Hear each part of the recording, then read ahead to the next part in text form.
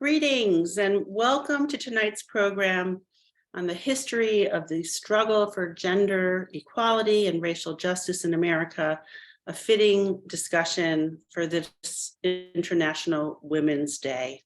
Tonight's program is the first of two in our series titled Women and Justice, co-presented by the Brooklyn Public Library's Center for Brooklyn History and the Ms. Foundation for Women. I'm Marcia Eli from the library, the Center for Brooklyn History, and the library's Arts and Culture team, BPL Presents. It is an honor to come together again with our longtime programming partners at the Ms. Foundation for Women, especially for this series, which in part celebrates their 50th anniversary. You can find out more about the Ms. Foundation by going to the link in the chat. It is the oldest national public foundation for women, investing in and strengthening the capacity of women-led movements to advance social, cultural, and economic change in the lives of women. At 50 years, the Ms. Foundation has championed women and girls since 1973, investing over $90 million in more than 1,600 organizations fighting for gender and racial justice nationwide. Currently, 97% of their grant making is to organizations led by women and girls of color. So at the Center for Brooklyn History, we're proud for this partnership on International Women's Day. We have an esteemed group of panelists this evening, including Barbara Brandon-Croft, who recently released a compilation of her groundbreaking comics titled Where I'm Coming From, and you can find out more about that book in the chat. Legal scholar Patricia Williams, I think a link to her seminal book is going into the chat as well. And activist and leader Sara Gould. Before I introduce our amazing moderator, I have a few quick notes for all of you. You have the option for closed captioning tonight, which you can activate through the button at the bottom of your Zoom screen. And I invite you all to share your questions throughout the program. We will take as many as we can towards the end of the discussion. You just type those into the Q&A box, which is also there at the bottom of your screen. So with that, it is my enormous pleasure to welcome Tressie McMillan Cottom, New York Times columnist, 2020 MacArthur Fellow, senior research professor with the Center for Information, Technology, and Public Life at UNC Chapel Hill, whose most recent book, Thick and Other Essays, was shortlisted for the 2019 National Book Award in Nonfiction, and I'm proud to say, won the Brooklyn Public Library's annual literary prize. Tressie, thank you so much for leading this conversation and being here. I'm excited to hear all that you all will say, and I'm turning it over to you. Thank you very much, Marcia, to the Center at Brooklyn Library, to the Ms. Foundation, and to the Brooklyn Public Library, who has not only been so generous and kind to my work, but who has been and continues to be a leader in fighting for literacy and freedom of expression for so many of us. So thank you for being on the front lines there. And thank you for having me this evening and for putting me in such lovely company. Once again, happy International Women's Day, everyone. I think this is a very auspicious day for us to be gathering here online. It is an auspicious day during very difficult times. All right, I would not be myself if I did not remind us that 2023 is hard. Now, I do not have to probably tell y'all, there are no two ways about it. I don't want to recount the ways that is hard. Many of you do not need me to recount it. But when I was thinking about the ways that 2023 is hard, the way 2022 was hard, and 2021 and so forth and so on, I was thinking what a time to reflect on history as we will be doing this evening. Because we can take from history that history has also been hard, which we'll certainly be talking about some of the struggles from history this evening. But the other thing I think that we can take from history is that the struggle for justice also has a lot of joy. right? And something that I think we can forget in 2023 is that organizing and collaborating and strategizing and living and theorizing together, as our panelists this evening have certainly done at high levels for all of their careers, is a very joyous act and praxis. And I don't know about y'all, but I could use some reminder of how joyful it can be, even and during, and perhaps especially during difficult times. So as the Miss Foundation continues to build women's collective power in the US, as it has done for 50 years, it is a wonderful time to remember that the fight for justice and equality is far from over. As we all know, women still face significant barriers. So today we will reflect on the incredible achievements of women throughout the 20th century, but also recognize that there is still much work to be done. The first of a series of panels tonight is on women and justice, rightly focuses on lessons from yesterday. We will be discussing what we can learn from what we got right, what we missed in our collective histories, and what we should be focusing on as we move forward. And joining us is an esteemed panel of guests. First up is Barbara Brandon-Croft, who is the very first Black woman cartoonist to be nationally syndicated in the mainstream press. I hear there's an opening, by the way, in many newspapers these days, Barbara. Gilbert, yes. And so if people are circulating names, maybe you can put yours forward. Barbara was born in Brooklyn and grew up on Long Island. Her comic strip, Where I'm Coming From, debuted in the Detroit Free Press in 1989, and then was picked up by Universal Press Syndicate and distributed internationally until 2005. The Washington Post described the cast of All Black Women's Talk, which is one of my favorite things, Black women talking, as eclectic, easily shifting from international politics to office politics, and including such topics as dating and parenthood, feminism and racism, and even the obstacles to self-love and respect. Last month, as Marcia mentioned, Drawn and Quarterly released a retrospective of Barbara's work, also titled Where I'm Coming From. Barbara's comics appear in the permanent collection of the Library of Congress, the big library, everybody. Also joining us is Sara K. Gould, is a past president and CEO of the Miss Foundation for Women. So we have a lot of institutional memory here with us tonight, although Sara would like, I think, perhaps for me to remind us all that she wasn't here on the very first day 50 years ago, but a lot of important institutional memory because Sara began her 25-year tenure at the foundation in 1986 as founding director of the Economic Development Program. Currently, Sara serves as the interim executive director of the National Immigration Law Center and the NILC's Immigrant Justice Fund. She is the recipient of both the Changing the Face of Philanthropy Award from the Women's Funding Network and the 21 Leaders for the 21st Century Award from Women's E-News. Patricia J. Williams is one of the most provocative intellectuals in American law today, and I would even go so far as to say that might be an understatement. A pioneer of both the law and literature and critical race theory movements in American legal theory. She currently holds a joint appointment at Northeastern University, previously served as the James L. Dorr Professor of Law at Columbia Law School, and has held fellowships at Dartmouth, the University of California at Irvine, Harvard, and Stanford University. Her books include the hugely important and influential The Alchemy of Race and Rights, which was named one of the feminist classics of the last 20 years that, quote, literally changed women's lives by Miss Magazine, and one of the 10 best nonfiction books of the decade by Amazon.com. It's one of those books that gets passed to you when you go to college, by the way, one of those books. So thank you all for joining me here this evening. I have a set of questions. I told them backstage before we went live, everyone, that like a good student who knows that I will be with esteemed company, I over-prepared.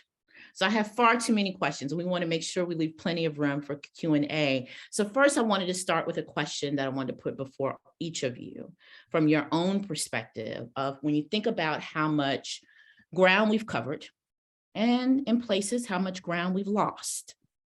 and how much ground there's still left for us to cover.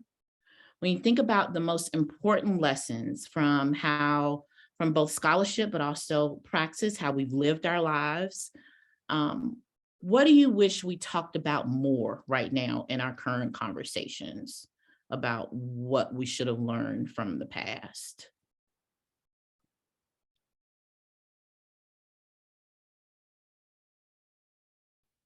Well, I'll jump in and say, Yeah. When you think about it, you look back at our history and you're like, there's so much that we need to say, so much that we did say, so much that got us nowhere. It's hard to say what did we leave out. We tried to hit everything, from way back when, and we tried to make our needs known. Who's going to hear it? You don't know. It seems like it's the old, take a couple of steps forward and take 7 steps back, and here we are again, going through the same thing. I don't know that I can say specifically what we should have pressed on. I think going forward, I think we just need to go global. But what we did in the past, I think we tried to do everything, and maybe that's a mistake. Who knows? It got us, again, 2 steps forward and 7 steps back. Sara, how much has the conversation changed from the landscape that Miss Foundation was looking at across 50 years ago, or from the moment when you entered the room at the Miss Foundation? Yeah, well, of course, it's changed a great deal. I think some of the ways that I would note for this conversation are that women are even more organized now than they were when the foundation started in 1973. In the beginning, the foundation had a very small staff and actually went out into the field, would send a person out into the field across the United States into different regions, trying to drum up business, trying to find those organizations that the foundation could give money to, and in that way, a lot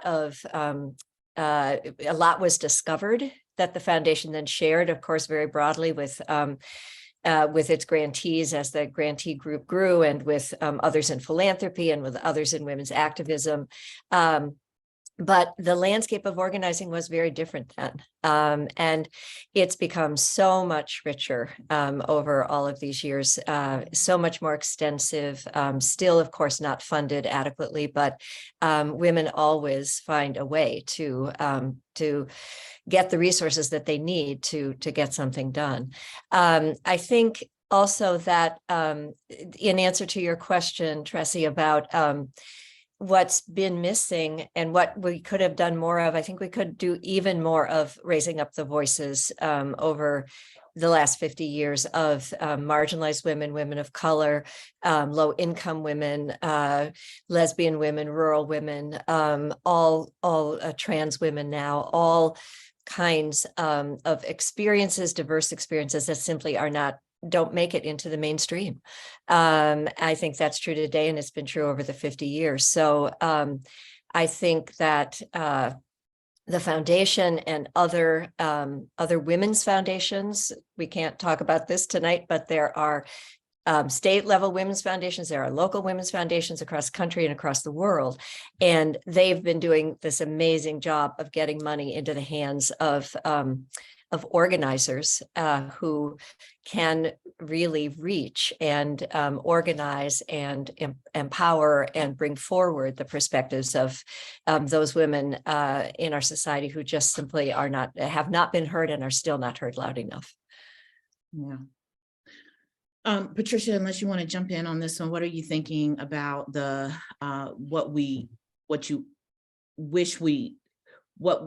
is there anything you wish we had learned from our near past that you think we still haven't quite gotten right? It's not just a matter of what we haven't or should have learned or have learned, but I wish that we had pressed harder at a particular moment in history to heal the rift that has been, to some extent, calcified as the distinction between Black women and white women. Because I think what's buried in that discussion is a discussion of class, the non-recognition of poor women as a race category, of issues of wealthier women also being seen as only a white women's issue.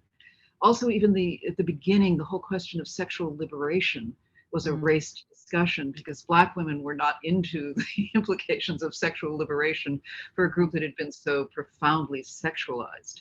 Right. And it seems to me all of that oversight has come back to bite us in the context of things like peripheral labor during COVID, where it was we talked about people who were suffering at higher rates, but the degree to which that was also women's labor, domestic labor, meatpacking labor, was still, I think, underappreciated as women's issues, women's labor issues.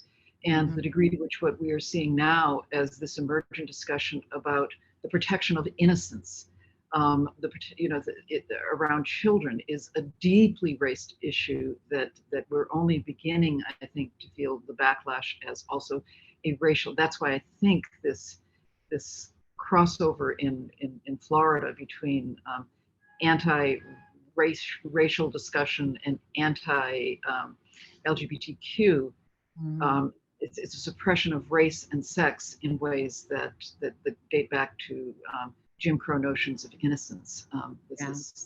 This is what's the subtext of some of this, and I think that we need to revivify that discussion that was the beginning that we were struggling with in the women's movement.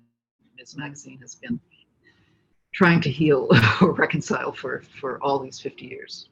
Yeah. So you're saying we still haven't quite dealt with the sort of the original sin, right? We still got this original fault line. Well, this culture is not. The society is still playing on it and aggravating those deeper histories. Yeah.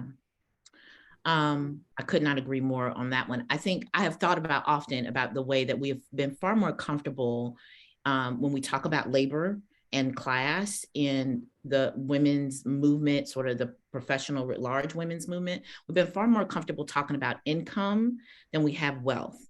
And one of the reasons I think we're more comfortable talking about income is because it talks about, it has an aspect of like mobility, whereas wealth, I think, does get at some of those sort of long-standing issues of like where wealth comes from, the histories that produce the wealth inequality and where that comes from. And I think that stems from sort of that calcification of how Black and white, again, obscures the deep class divisions that we still don't seem to yet have a really good language for talking about. Yeah. I'm hopeful, but we don't yet have a really great language for talking about. Sara, when you talked a little bit about this, but when you reflect on feminist histories, is there a moment when you think about legislatively in policy that you wish we could get a do-over for? When I was thinking about this question ahead of time that you had written, Tressie, I went a kind of different direction with it.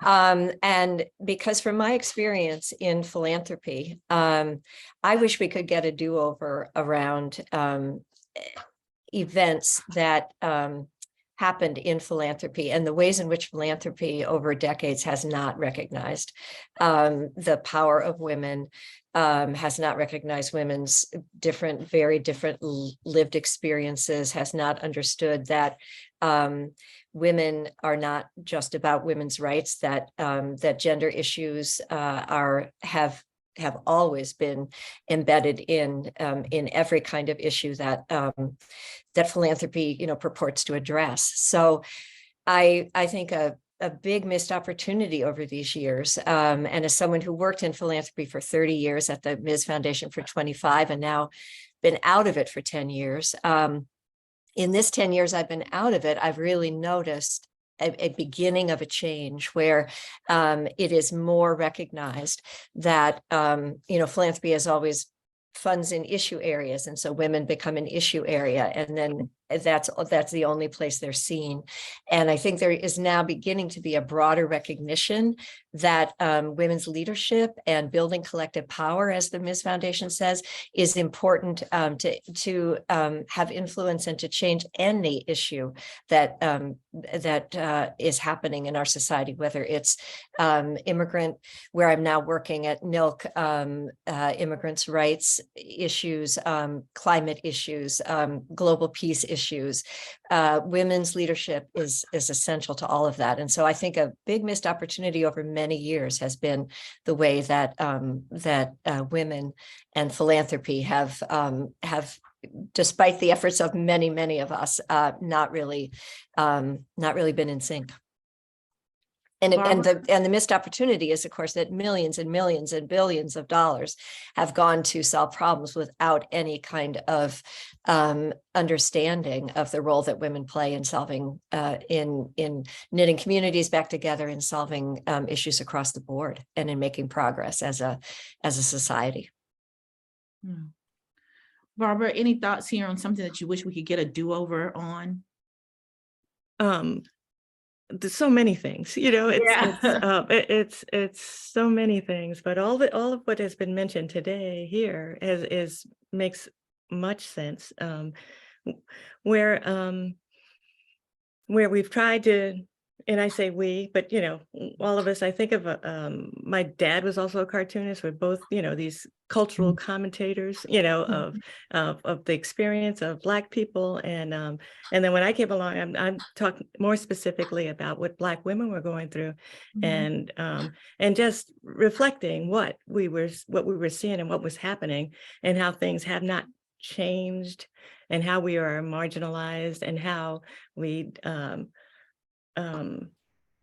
such an integral part of this life in America and in the world, because I'm going to keep going back to the global thing, because I think that's so important, that I don't know what we missed, honestly. I mean, it's true. We don't talk about the trans women. We don't talk about, it's a thing, if you talk about LBGQ, it's just, kind of makes people prickly, it's like, we can't, it's a difficult thing that we leave people out when it should be all together, because we are absolutely stronger together. And there's so many of us. And for so long, I've done a strip about it, the very idea that if I'm going to be pro-women, then there's a problem. We're wondering, how come you're not talking about the Black struggle? I'm like, I'm talking about them both. It's like that, wearing those two hats, it's like, it's one hat. It's a hat that's worn, that covers everybody. And, I sound Pollyanna, but that's what my contribution. No, just writing the comic was a choosing.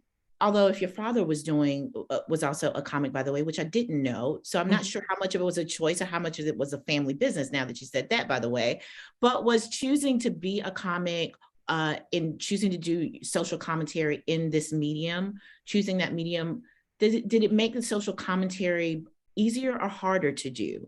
Like, do you find that the audience was willing to do harder truths because it was a comic, by the way, or did they resist being challenged because, I don't want this in my comics kind of thing?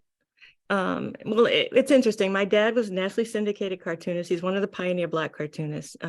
So it's the first time, Black hands were drawing Black characters. So they were actual characters. He did a comic strip called Luther, started in the late 60s. And that's what he did, and I saw him do it. And before Luther, he did it for Freedom Ways. That's one of the premier Black journals of cultural and literary information. And after, he did editorial cartoons. So I didn't take over his thing, I did my thing separate. And it was because I went to a Black women's magazine and I tried to get a job. And they're like, well, you're kind of funny, and you draw, can you do a comic strip? I can't where I'm coming from. It's all Black women, it's all Black characters. And my idea initially was to talk to the audience that I knew this magazine would have.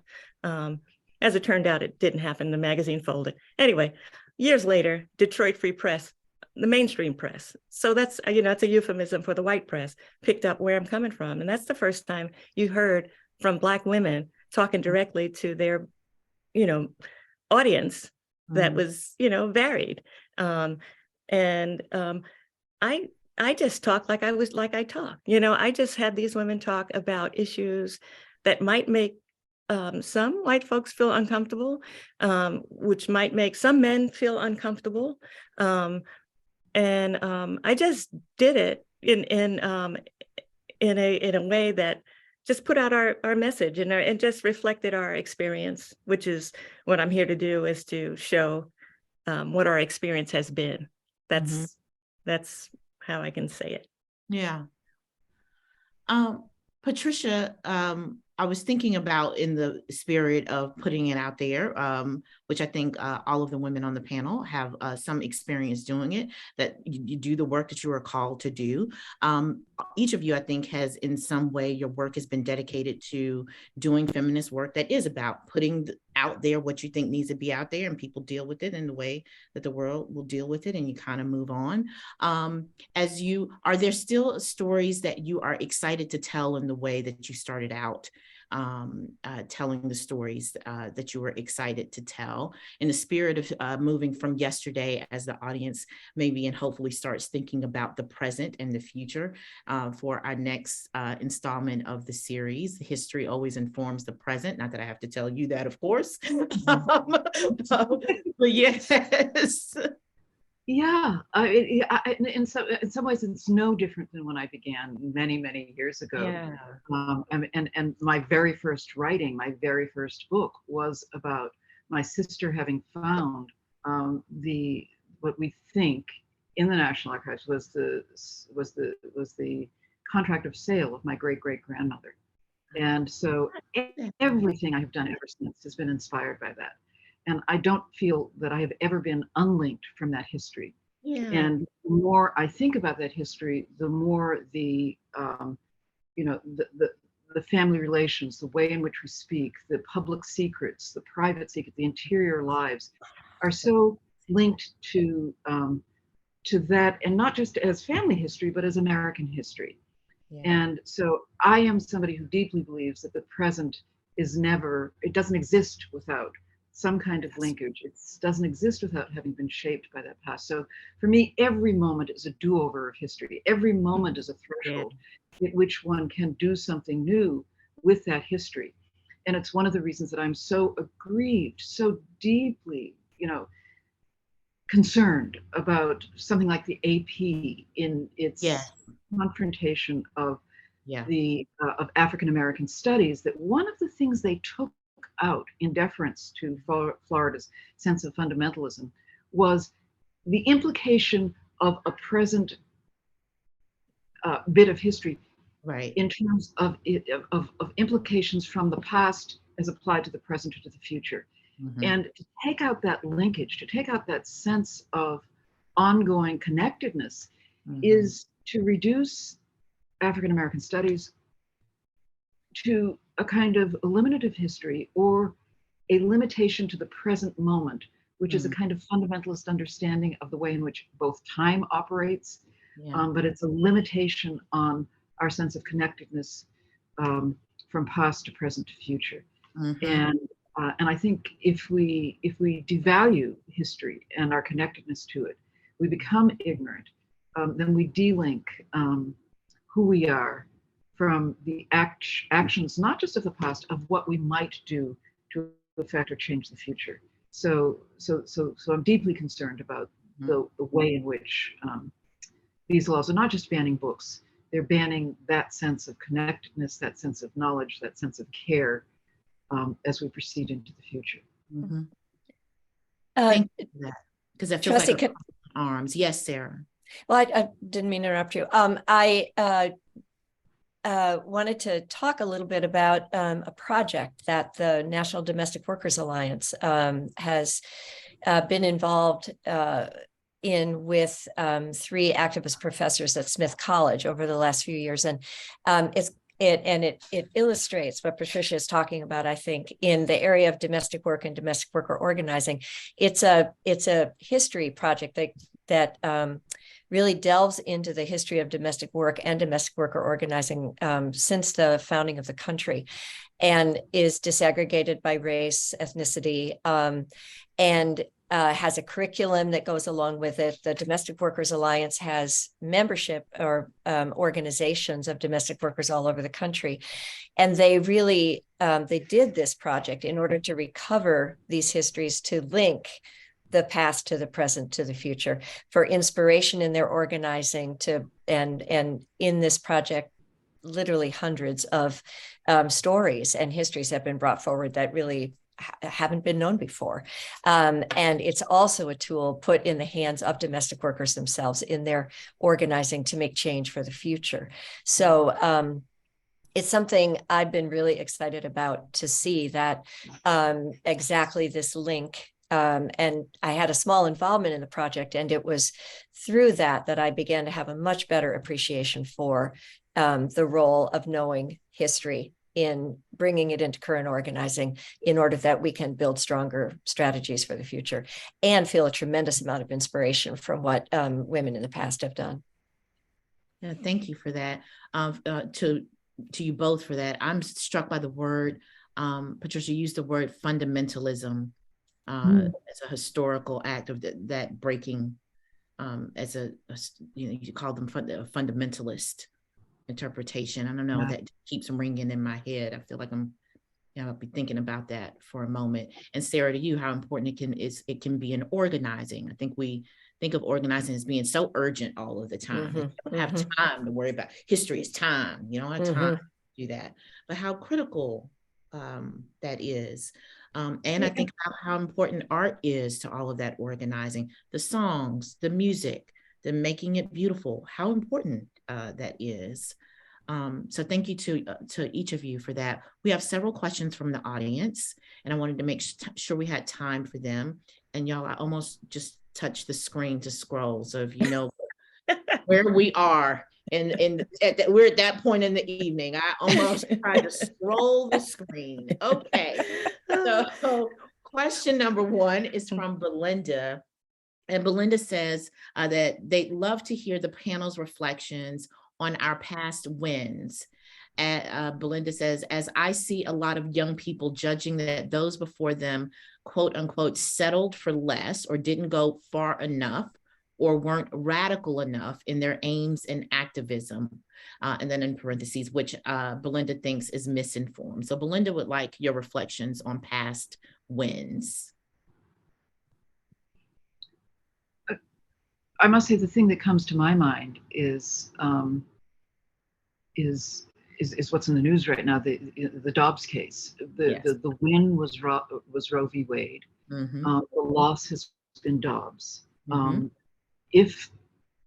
think there wasn't enough attention paid to current events all the way back in the early 1990s, because I think many very well-meaning members of not the feminist community, but well beyond that, thought that this was such a safe victory, that they did not listen to what was happening when Newt Gingrich had his covenant with America, or in the 1992 Republican convention, when there was an express plan laid out to reverse it, to emphasize the Christian nature of our Christian identitarianism. And I think that it was not taken as seriously, that part of that was to really plan how to transform the judiciary, how to transform jurisprudence. And maybe it's because I'm a lawyer that I was particularly aware of that transformation. And so I think that I'm very disheartened by the level of surprise when Dobbs came down, because frankly, really following what the judiciary had been filled with, and the most important implication of, getting out and voting for president, and also following the judiciary was who was being put in place and the organizations that were supporting this particular outcome. So I think that looking for the long term is something that looking at the long term is the biggest advisory I have. Taking seriously things that that are disturbing and not dismissing them because they seem unlikely in that moment. But you know, how likely is this to be bolstered by actions that might have a long arc of achievement? Right. Yeah. I have to say, I continue, you know, I did a recent panel at the law school at UNC about the Dobbs decision. And I still just think a great deal of the surprise has been performative. I've been quite angry about the performative surprise. I like you, I just don't know how anybody who's been paying even a little attention could have been surprised by the decision.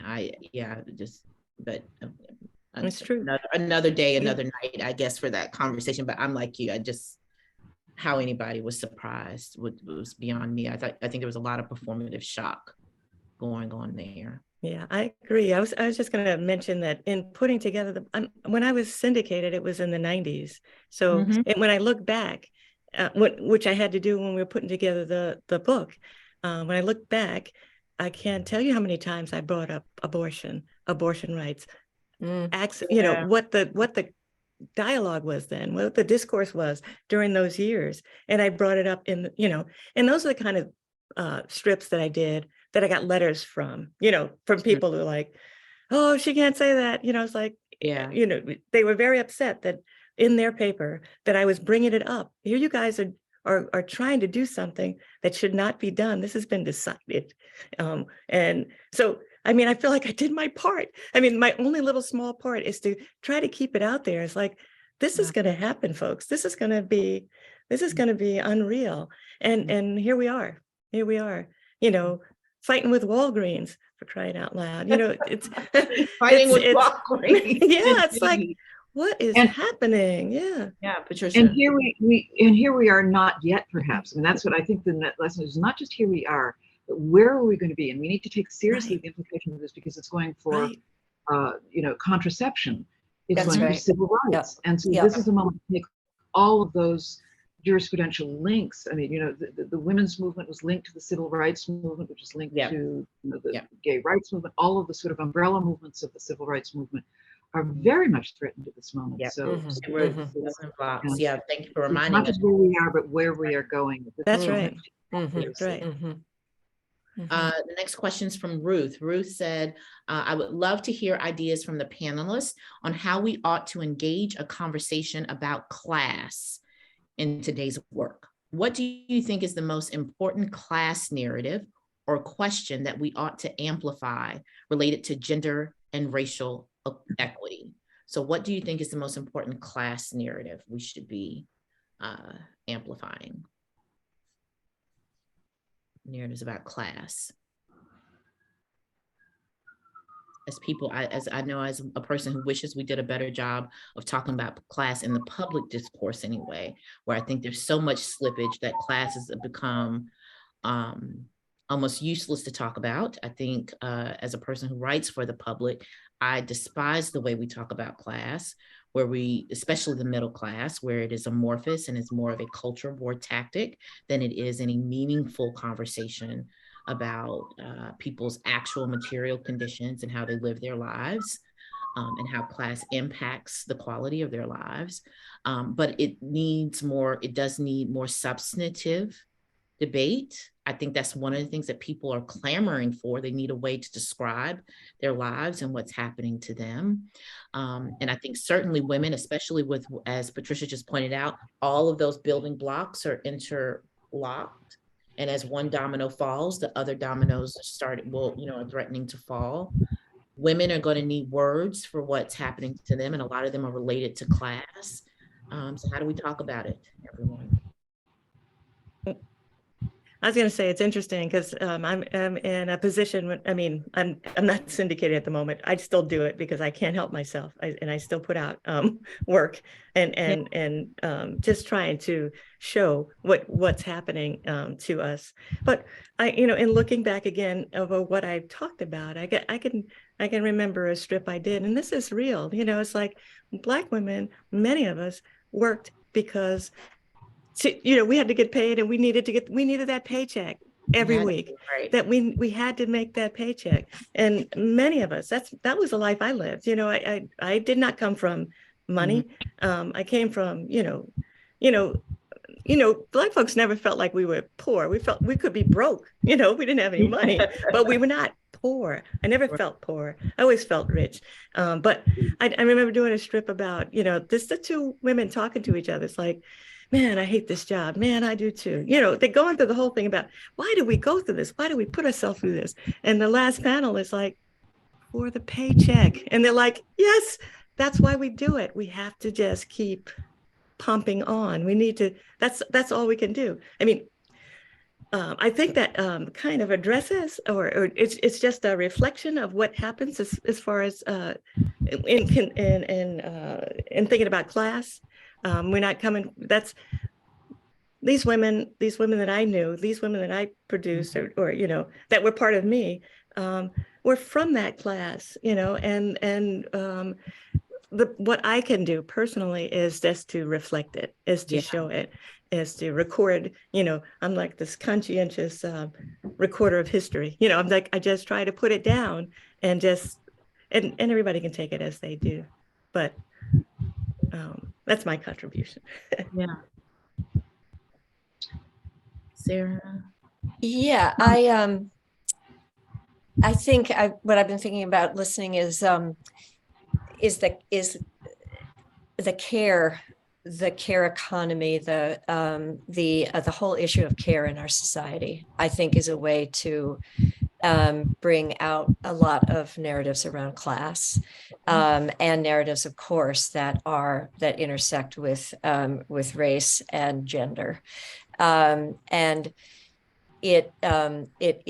there's a tremendous amount of organizing going on to even in the Biden administration, to try to make some of his signature legislative efforts include care and assistance to raise wages and improve working conditions for care workers.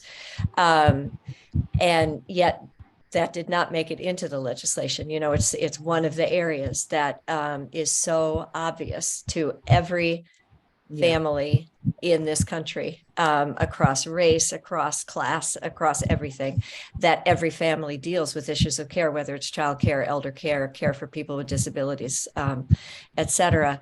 And yet we cannot come to any, it's difficult to build. Somehow we still have not built the public will that is strong enough to actually make the people sitting in policy positions listen and move in that direction. So I think it came up, of course, during COVID with the essential workers, and noticing who are the people who are working too many hours for too few wages. So and in such a visible way, a visible invisible.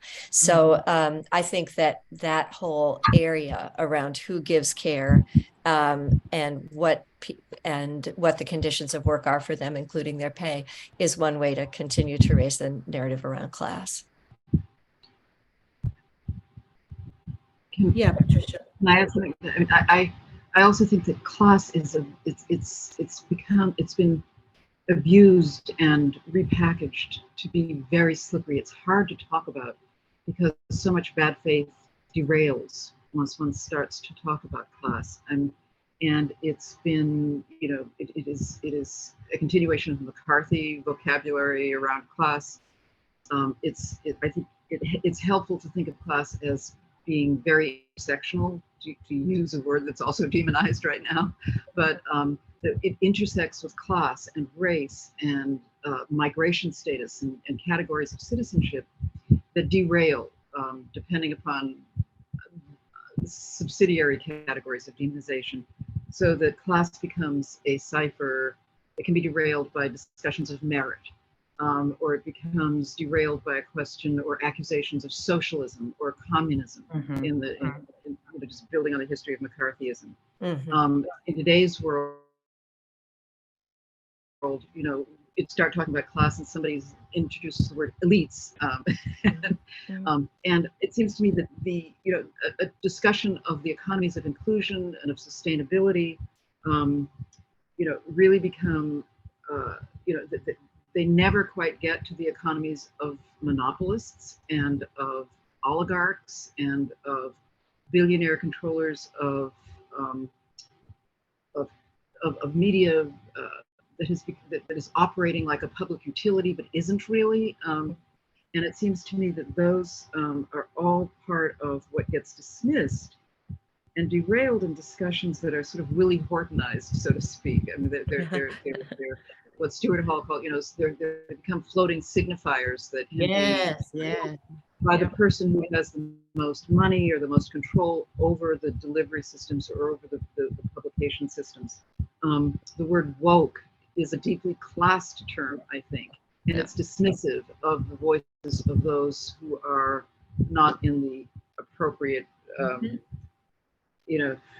class category. And finally, I do think that we also live in a society in a moment where the tradition of mobility, of American mobility, has been completely derailed by an aesthetic, a visual aesthetic of appearances. And I'm so struck by these people who went to Mexico, I guess, just from last week, to have cosmetic surgery, to have tummy tucks and cosmetic surgery, and then get caught up. And this is the 4 people in who were, or 2 of whom were killed in the ambush in Mexico. Okay. I didn't know that's why they were there. Okay. Yeah. That's why they were there. And it just feels like this is the saddest kind of,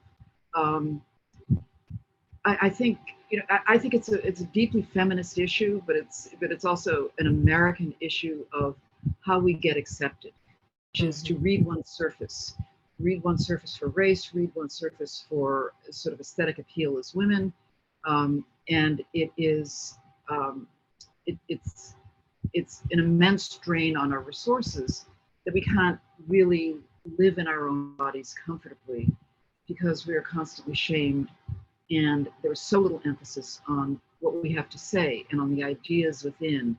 I was listening to an old tape of Toni Morrison speaking, and she was saying that she was really struck when she first got to Washington, D.C. about the class differences in which people really cared more for the people who had the sweater, that they valued them for the sweater they wore rather than for the idea that they spoke.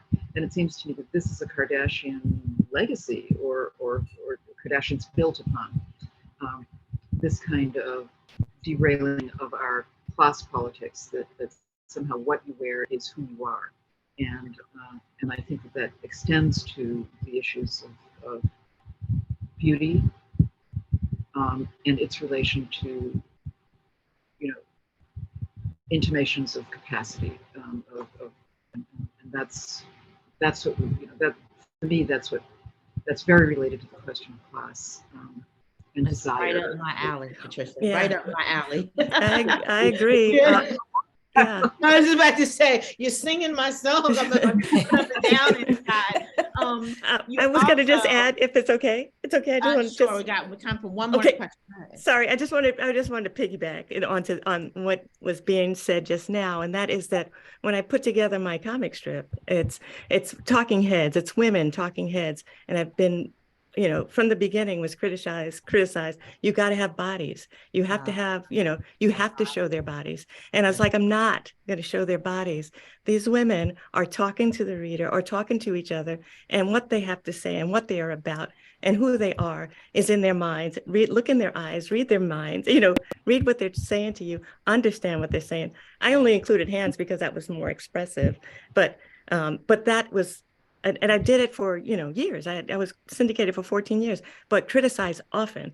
And even when I talk about this book, somebody asked me, well, have you ever drawn their bodies? It's like, why? It's like, what's the need? It's like, our image of ourself is all in our heads anyway, so anyway, I just wanted to throw that in there. In feminist studies, media studies, there's this long history of critiquing in media culture how often on fashion magazines they present, and in advertisements, they present women with their heads cut off in images. Precisely. They only show the body. Precisely. And they call it, I think, something like the headless woman theory or something to that effect. Yeah. You just need a woman's body. You don't need her head, in fact. Yeah. So and I had the floating heads. So bothered by the fact that you have a woman with a brain, effectively, because that's where the head holds the brain, but no body. Right.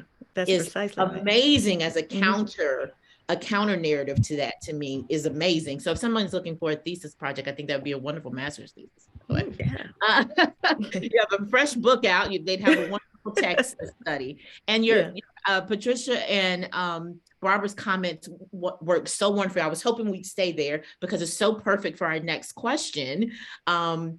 This turning point about class and working through the body, and how much we invest in the maintenance of that, both as I think an American and a sort of a westernized value and hierarchy, runs into our next question from TH, which is, how do women who are not recognized through degrees, accolades, publications, etc., and I would add here, presentation, get voices heard? Where is the space to collaborate, to share ideas and knowledge if you can't get a foot in the door beyond gatekeepers? If you aren't recognized, I think is the right person to have ideas, is what I think the question is about. And I would say it's not something that we have historically been great at, always, sometimes in our organizations. I think actually one thing to the earlier question, I think it's one thing that I think we do a better job if we want to talk about wins. One thing that I am excited about, I think, with today's organizations, that they do, I think, can do a better job sometimes about not being as wedded to hierarchical degrees of legitimacy when it comes to ideas and sharing knowledge. But that just might be my perspective. So I would love to hear, how do women who are not recognized, the degrees, accolades, publications, other forms of status, get their voices heard in these conversations, y'all? I'll just jump in again. I'm sorry. But I have to say that in coming here, I felt a little intimidated. I was like, oh my goodness, these women are brilliant and they want me, that this is something I did myself. I'd put on myself, it's like, I know I have something to say. I've been saying it. I know I have a way to reflect, and I feel fortunate that I found a way to show what was on my mind and what I thought was, my job to, observe and interpret and record our history. I've been able to do that through my cartooning. But we can hold ourselves back also. And I feel like I was holding myself back a little bit. I was like, how come they want me? These women are brilliant and I'm not brilliant. I don't have a PhD. It's like, I just felt that way. For what reason? I mean, I guess I've been,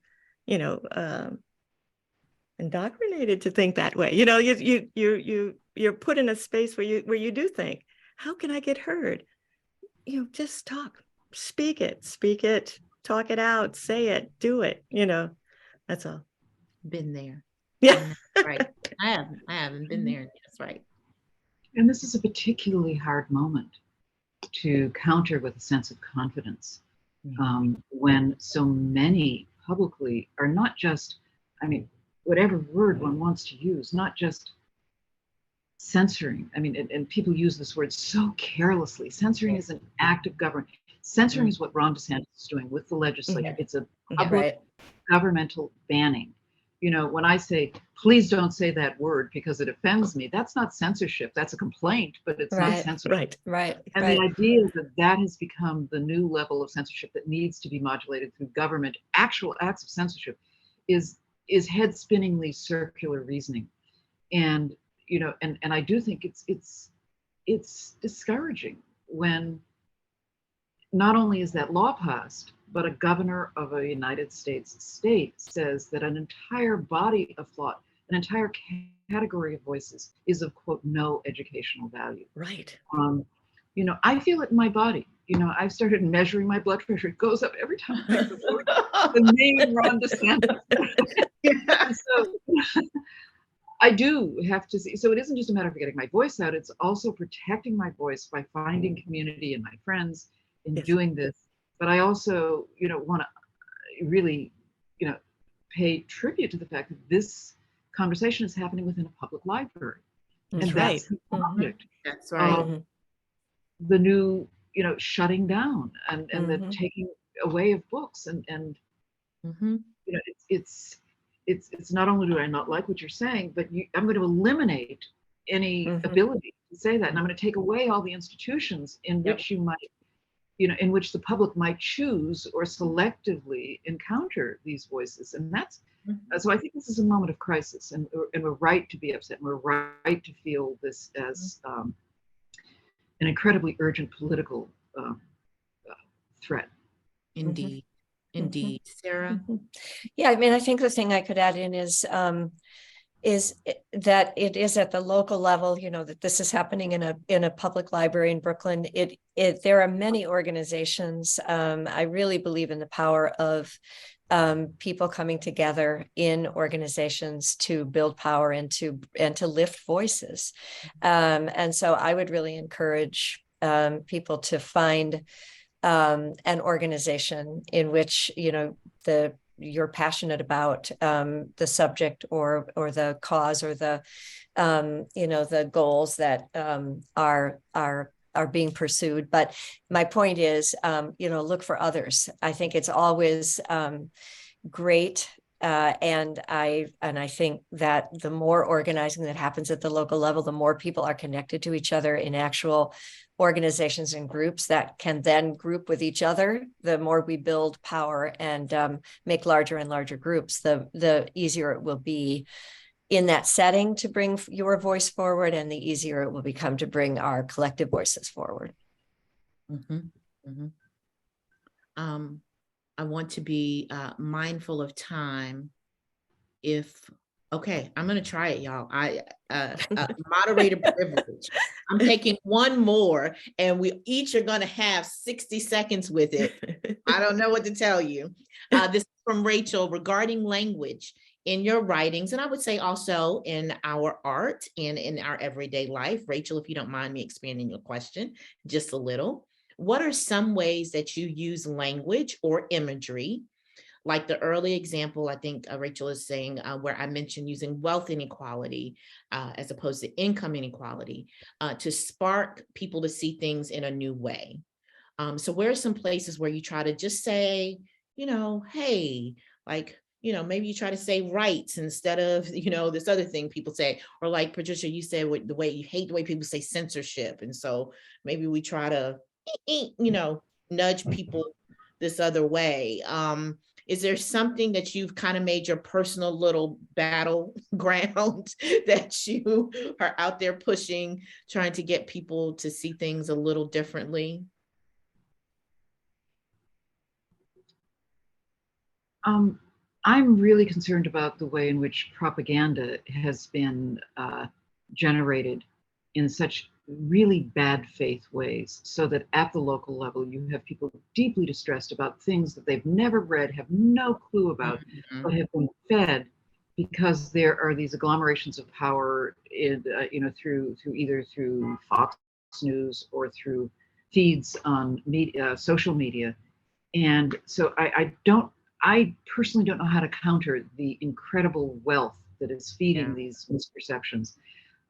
You know, as somebody who is categorized under Wikipedia as a critical race theorist, the reality of critical race theory as a really integrated, multidisciplinary, multi-ethnic, multi-international conversation about law and its structures, and the way in which it's been reduced in the course, I mean, almost overnight. It really was stunning. Yeah. Stunning.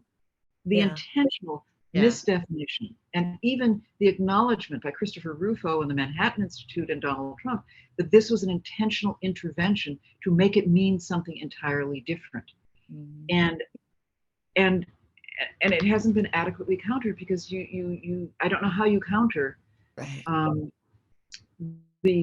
when it's very similar to what Dominion is taking on against Yes. Fox News now. They have more money than critical race theorists in the original sense have, but it's transforming American society. And so I do think, I don't know how to urge citizens to take a minute to read what's going on, to really understand the way in which remember the word integration, that was the purpose of the civil rights movement, and how it was transformed like on a little, it was transformed into multiculturalism, and multiculturalism was transformed into something horrible and bad, and now critical race theory has been similarly transformed and inverted in terms of its meaning. And again, for me, this is the process of Willie Hortonization. And if we are constantly going to be deluded in that way, I don't know. It's trouble. So Yeah. Yeah. I throw it back. This is the issue for democracy or for democratic discourse. Yeah. Yes. I think just building on that, my current work, well, I've been a board member of the National Immigration Law Center for 10 years, and now I'm the interim ED as we are in this extended search for a new president. But around immigration and immigrant, it's very similar, from almost a sea change from the moment that Trump, came down the escalator when he first declared his candidacy and talked about rapists from Mexico. And the narrative around immigrants in this country in the last 5-6 years has changed. And again, I feel like you, Patricia, we're the messaging and the amplification that the other side has in terms of Fox News and other outlets, and how do you counter it? How do we counter it? And I think, again, I don't know what the answer is, but certainly part of it is in, as you said, taking the time to learn more and to get regrounded in our values, because in the case of immigration, this is a nation of immigrants, and the values and the dominant narrative around immigration in this country was very different prior to the last several years. So it's a sea change again. How do we deal with that? Yeah. I'm just going to throw in that I agree. I mean, it's education. I mean, that we need to have the full history. I've done strips way back when talking about when, we made progress. We're going to do this, and how are we going to teach history? I want to say that I put together with my dad has passed, but an exhibit called Still Racism in America, a retrospective in cartoons. And it looks at my dad, who was 30 years before me doing strips, and my strips. And it had its first go around in New York City, and then the COVID hit. But then it went to the Ohio State University Billie Allen Museum. And it talks about, and it's going to go to, come next year, to UC Davis. But we showed my dad's work and my work, and it's just an education. It's an education of, we're talking about all kinds of things about racism and understanding what they are. And when we did it in New York, we just put it up.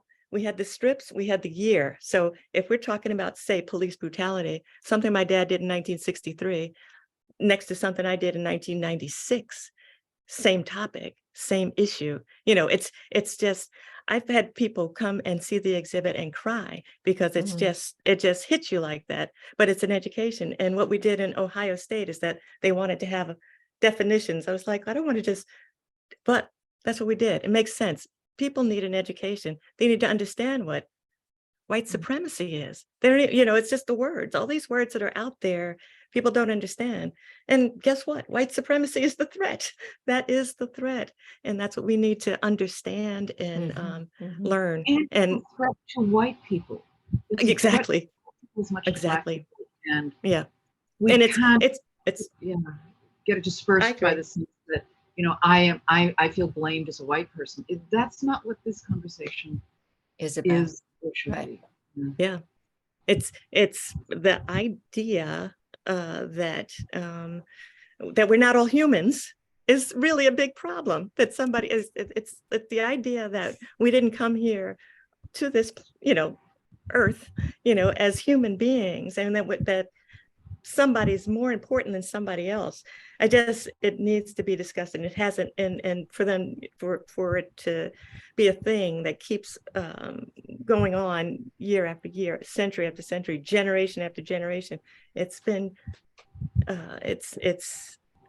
anyway, the exhibit is amazing, and if I don't break my arm, pat myself on the back. It is a way to look at history in a way that you can see it and be like, oh, this happened then, this happened now, this could have been written yesterday. It's a teaching tool, and I'm glad to see it moving from different from Ohio State to UC Davis. Yeah. And Barbara, you bring up something I think that is sort of a meta answer for you, Rachel, that I would highlight. We are here in part because of the Center for Brooklyn History and the Brooklyn Public Library, and something that Barbara's work has shown that she named several public places, public universities, the Ohio State University, UC Davis being another public place. Something that I like to surface, Rachel, that's come up over and over again, that Sara's mentioned, that Patricia's mentioned over and over again, and that I don't think we do enough of when we talk to each other about what has made us possible and makes our work possible and makes it possible for us to talk to each other, is we don't point out the things that are public enough. I think we need to say the library, but the public library, the school, but the public school, the roads, but the public roads, everything that has made our lives possible, because I think in part the reason why we're so able to demonize some groups of people in politics and the word class is because public has become a dirty word, so easily disinvested from, and it's why I think it's so hard for us to form collectivities that Sara mentioned earlier that are so going to be so necessary for organizing, that it's going to be so necessary for the hard conversations that Patricia has mentioned, that Barbara has spent her career turning into culture and art for us. I think in part what we're going to need is a reimagining of public and to give it meaning again. And public has gone underground, right? Not because it stopped being important, but because one of those concentrated campaigns that turned critical race theory into a dirty word and turned immigrant into a slur, did the same thing to public 30, 35 years ago. And we are living with the consequences of that today. And so, I like to point out to people when public dollars made something possible that's made their lives possible, to show that publicness is what made profit possible, and that profit is trying to kill the public, and it's going to have to kill us to make that possible. And so I think we would all do well to show public spaces and to go out and to use them and to reinvigorate our publics once again, as you have done here tonight. And so thank you all for joining us this evening. I would love to thank my panelists once again, Patricia and Barbara and Sara, for being wonderful, not just this evening, but for your many years of wonderful work as you continue to do it. Thank you for the ways that you have enriched us this evening and over the years. And I'll turn it back over to Marcia. I just want to echo that thanks, and say what an honor it is and to host this conversation. I'm sorry that we have to end it. It's so wide ranging, and you've touched on so many important topics, and there's so much more to say. And I hope that all of you come and join us for the second part, which is in just a week and a half or so on March 19th. And we'll be talking more about the current and our visions and dreams for the future in terms of race and gender justice and equality. So thank you all so much for this conversation. Thank you all for joining us. And I wish you all a very good night and happy International Women's Day. Good night.